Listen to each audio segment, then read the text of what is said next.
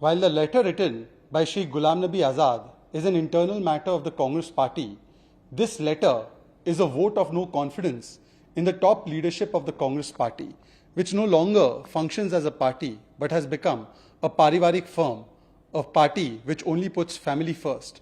In the days of Mahatma Gandhi, the party used to operate like a parivar. But today, in the days of Rahul Gandhi and Sonia Gandhi, only the parivar has been reduced to the party. And therefore, this letter shows that the Congress party today is not INC, Indian National Congress, but I need Kotri. That's the meaning of INC. It also shows how the Congress party lacks any form of internal democracy, internal elections, internal accountability, and always puts parivar above performance, sycophancy above merit. Mr. Ghulam Nabi Azad has highlighted issues that a series of leaders who have left the Congress party have also highlighted.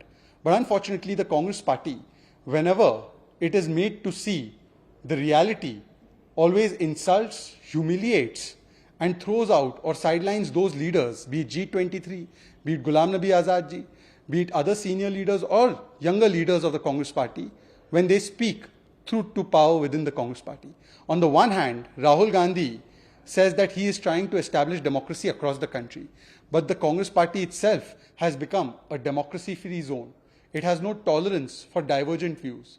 Anybody who seeks accountability from the parivar is shown the way out, and the party is run by a Kotri, by a CWC, a committee of Kotri that only functions as the working committee, that only and only allows Darbari's voice to be heard and any other voice is suppressed.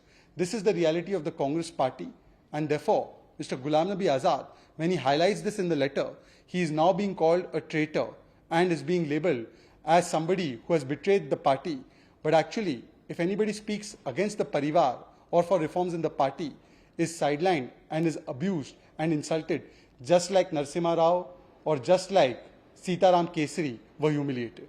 जो त्याग पत्र श्री गुलाम नबी आज़ाद जी ने लिखा है, हालांकि वो आंतरिक मामला है कांग्रेस पार्टी का, परंतु वो त्याग पत्र नहीं, परिवारवाद का समापन सत्र है। इस पत्र में जो बातें उन्होंने उठाई है, बहुत सारे नेताओं ने यही बातें लगातार उठाई है कांग्रेस पार्टी में और बताया है कि किस प्रकार से कांग्रेस पार्टी में ना कोई आंतरिक लोकतंत्र है, ना कोई आंतरिक चुनाव होते हैं, किस प्रकार से वहाँ पर केवल परिवार को ऊपर रखा जाता है, ना कि परफॉर्मेंस को, और किस प्रकार से केवल साइकोफ्रेंड्स, चाटुकारिता और चमचों की सुनी जाती है, ना कि उन लोगों की जो पार्टी के लिए मेहनत करते हैं। आज कांग्रेस पार्टी में यदि कोई गुलाम से आज़ाद बनना चाहे तो उसे बाहर का रास्ता दिखा दिया जाता है।